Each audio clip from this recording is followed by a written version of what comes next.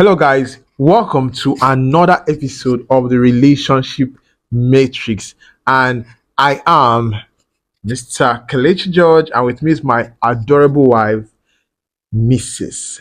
Telma George. So, now today on this episode, we are going to be sharing about we've gotten some people ask us questions. Oh, how has it been in 1 year?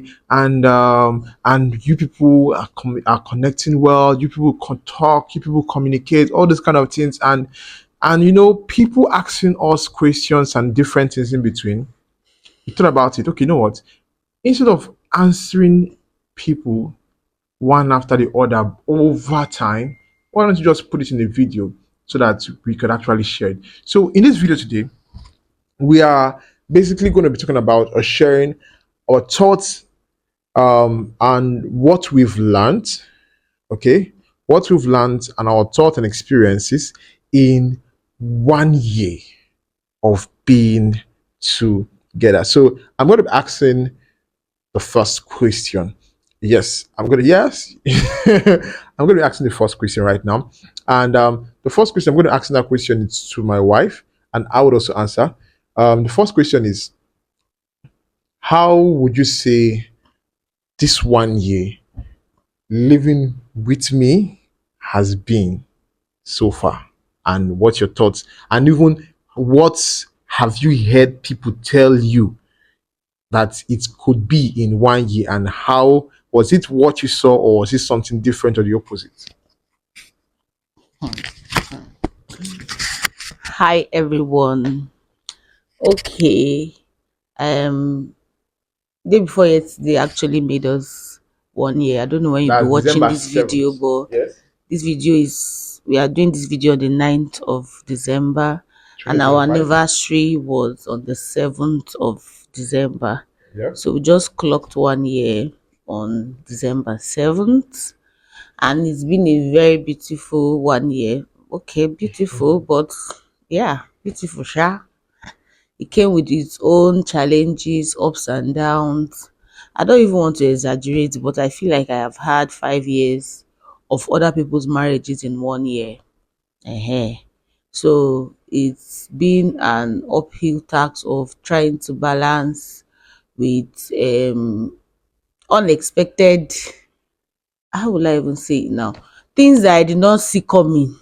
Because they said first 2 years is the honeymoon stage, but it didn't really honeymoon like that. No, I don't know. Please get the context, because we had so much to do with, which I wouldn't be saying now in this 1 year. So I also feel like it's for a reason, because probably is I would like to say it's peculiar to us, or peculiar to where we are going to.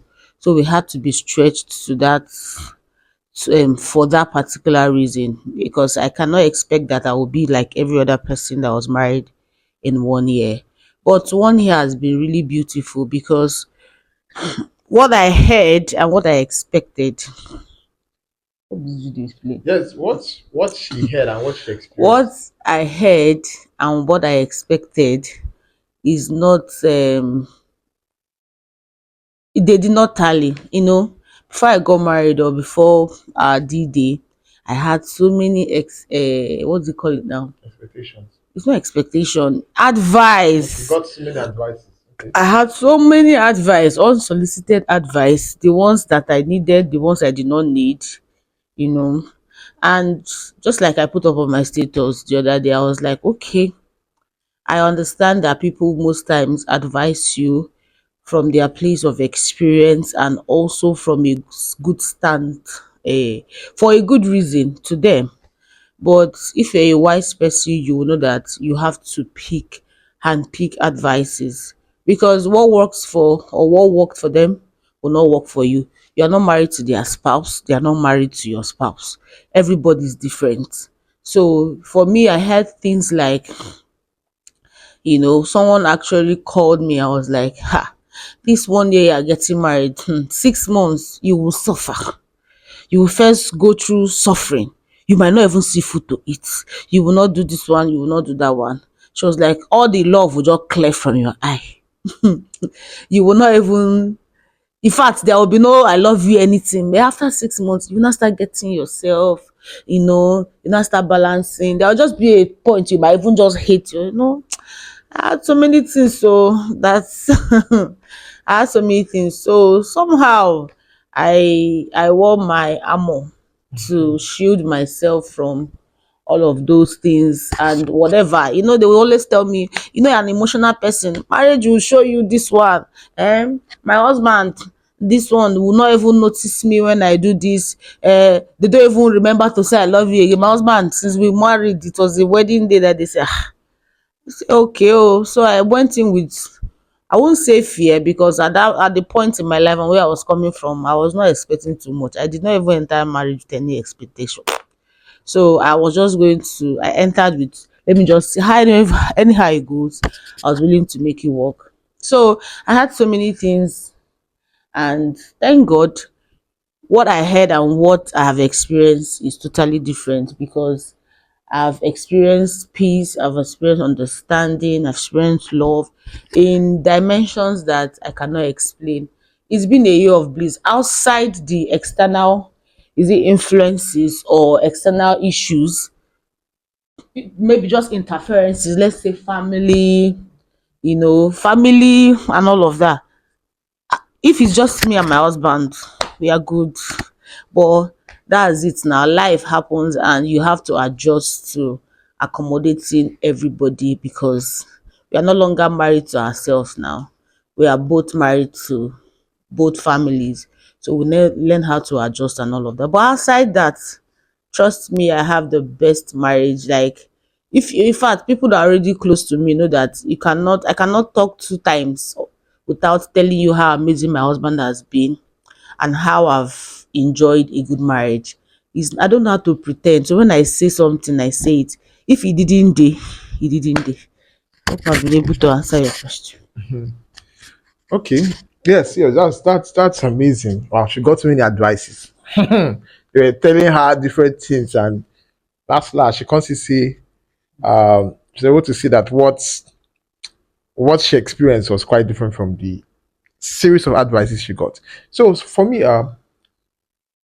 so far in this 1 year of marriage, this it has been like this. Up, up. Now the reason why is this.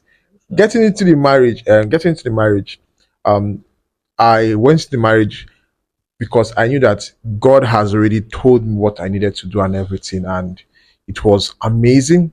And with the set of plans we've already laid out, because even before we got married, before the exact day we got married, we already had our family plan, for the next 5, 10 years, we already have the set of goals, things we are working towards, the businesses we're going to start, so many different things. We already planned all those things, but you know what?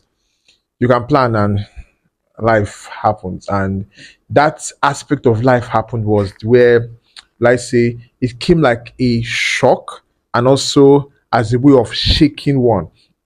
Now, for us getting married, we got married December 7th. I haven't gotten married December 7th, and before you know it, my dad fell ill.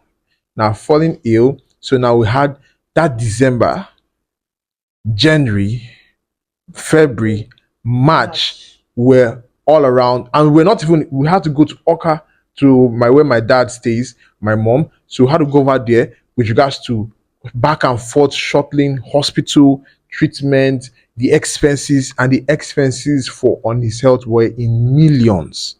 Now, having done that, one thing that I've held as a consolation was that having spent the amount of money that was spent on wedding and all those things, and spending the one that was being spent on the my dad's health, that either way, when he gets better, I will still be able to do what, rig back or get back the money from deals and all those things. And all of a sudden, he transitioned, he traveled out of it now, and that happened in March. It was a very, very, very big shocker to me, because I was like, wow, does it mean that um my wedding, our wedding was like the last, he was his last outing and all those things. So haven't made all those expenses, handled done those ones. We now had a space of 30 days to plan and prepare for his the burial rites. The burial was meant to be in April. Now a lot of back and forth. And now amidst the preparation for the burial, we also had to do what? Plan, and we're working and searching for another apartment that we are going to relocate to. And we found that within that same period, all right, of the whole burial plans and everything, then we have to still pay for an apartment. That apartment was paid for and it was done. Then the burial was done, and it was quite a whole lot. And having done the burial and all those things, the next thing, coming back, have changing apartments, the expenses that comes in between, also food items, handling things in the home, handling things in the other place for my mom and the rest. So it was quite a big shoe to fill, and by God's grace, God helped us be able to maneuver all those things. And one other thing again is that there's this thing in life where there's the in the past couple of days and weeks and months, we've been able to experience certain seasons that people experience in 5 years of marriage in just the space of 1 year. There are people that okay, because of after they got married, their parents, they didn't get so much interference from their parents, or they did not get that kind of a burden, but we experience such. You get and the expenses, the burial. Later on, my mom fell ill because of the shock of losing someone who was her best friend, who has been her paddy, who has been her gist partner. She felt ill, and she feeling ill, she had to come around to stay with us for a couple of months. And the expenses that came in between with regards to that. And with all these things, it also affected to an extent our plans of setting up one of the businesses we wanted to set up, because a whole lot of the money, even the savings we had, a whole lot was used, if not all, on these different expenses. But what it also did, it also pushed me to the point, or to a state of thinking in terms of, before I was just thinking in terms of 5 years, but now I had to start thinking in terms of 10, 20 years. So now I had to now work so hard, think clearly, deeply, and it also deepened my relationship with Christ so much. And thanks to my wife, who also ensured that she was also keeping me in the loop, letting me know that okay, don't worry, everything is possible. We'll get through everything, this and that. And by God's grace, we're able to get through this. And in this period of time, secured some properties and all those things. And all these things were possible because of what? We had an understanding of what we are meant to do. And secondly, we there was we were able to pass through these seasons, because there are actually 3 seasons in marriage, 3 definite seasons. Now we're able to pass through the season. Now some people experience the second season in the space of 3 to 7 years, but we experience that second season in the space of just 1 year. And the beauty is that it prepared us, it helped us, it also positioned us. Yeah, it also positioned us in a beautiful way. So far in this 1 year of marriage, I would say it has been an amazing, a beautiful year. And in that same period of time, I got to now tell myself that wow, I'm really grateful to God that I got to marry a beautiful wife, a wonderful wife, because there's certain kind of people that would be with someone like me amidst all those times, and the pressure could get them to go gaga or go crazy. Yes, but my wife was she was able to withstand all those things, and together we talked through and that's why communication is very important. Because imagine a point in time where some things that got her angry, she could not openly communicate, and she kept on holding those things in her mind, that is where you see the pains and problems that people or couples get to experience. That's where it starts. But we were able to openly communicate every single thing.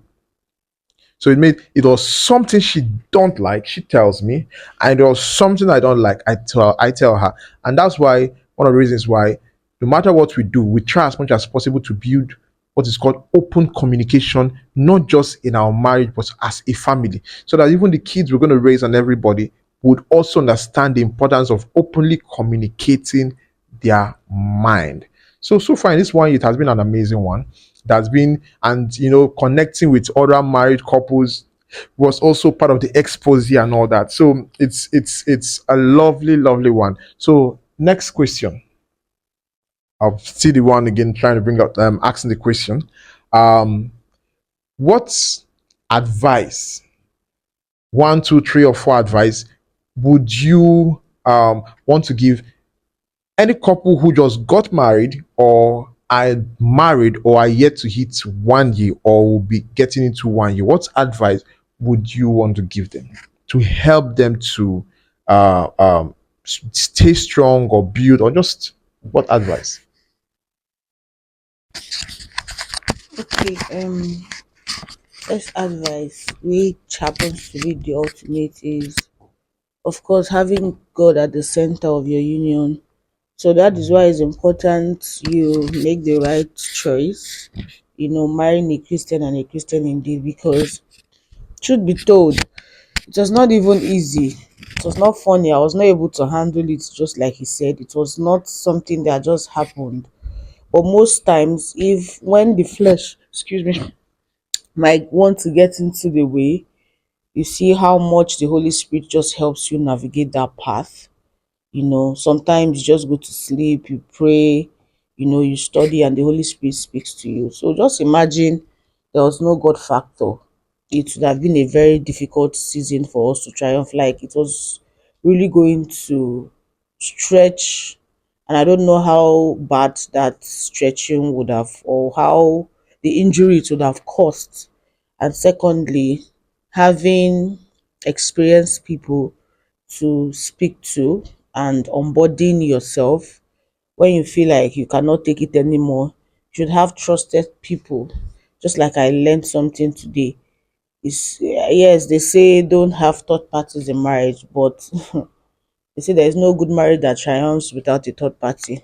So the only thing that matters is who the third party, which the third party you actually allow into the union. So I'm grateful to God for good mentors, good, you know, people with right counsel that kept encouraging me and pushing me forward. So those two were actually things that stood out for me. Trusting God, being led by the Spirit, because most of the time when I want to do what is in my heart, the Holy Spirit would not let me. And secondly, those around me too that kept encouraging me and, telling me this is how to go about it. Just try. So most times, even when I call them to talk to them, it's not like I really need advice. I just wanted to just cry. Let me just be myself. So it's important that you have people around that you can open up to. Just talk. They might not really give you that situation, the solution, but just open your mouth, cry when you need to cry, complain, and feel free instead of holding it up and turning it to a witch overnight. So that's it. Okay. For me, I would say, in this 1 year of marriage, for anyone watching, some couple of advice I would give. Which number one is, I would say, try as much as possible to ensure that the foundation of the marriage is built on God. Yes, try as much as possible to ensure the foundation of the marriage is built on God. Then secondly, try as much as possible to ensure that you both individually work to build a deeper relationship with God. Now, this deeper relationship with God has to do with individually. Now, myself, now trying as much as possible to be reading the Bible, studying the Bible, to know God for myself more and more. Then she herself doing that. Now it makes we both are working so hard to get more closer to God. And there's this triangle I got to learn some past couple of years back, which we have also been utilizing. It's more like a triangle that has to do with marriage as well. Just imagine a triangle, all right? And this triangle, you have God at the center point, peak point. You have the man here, you have the woman here. So you realize that the more the man is trying as much as possible to get closer to God, and the more the woman is trying as much as possible to get closer to God, what happens? They get closer to each other. That's just a secret again. So try as much as possible to have a deeper relationship individually, okay, to God. Then the third thing is try to communicate. Try to ensure you establish communication, because what causes a lot of the divorces, misunderstanding, and whatsoever is miscommunication. And the devil always try as much as possible to find a way to penetrate a couple or a marriage when there is assumptions. Do you get? I know assumptions is simply words not communicated that a person just preconceived in his mind. So maybe I may have believed based on what people are telling me that this is what you are going to do. But if I communicate with you, you will not be able to know my intent, my heart. You may not expect the other party to understand you verbatim from A to Z, but that's where communication comes in.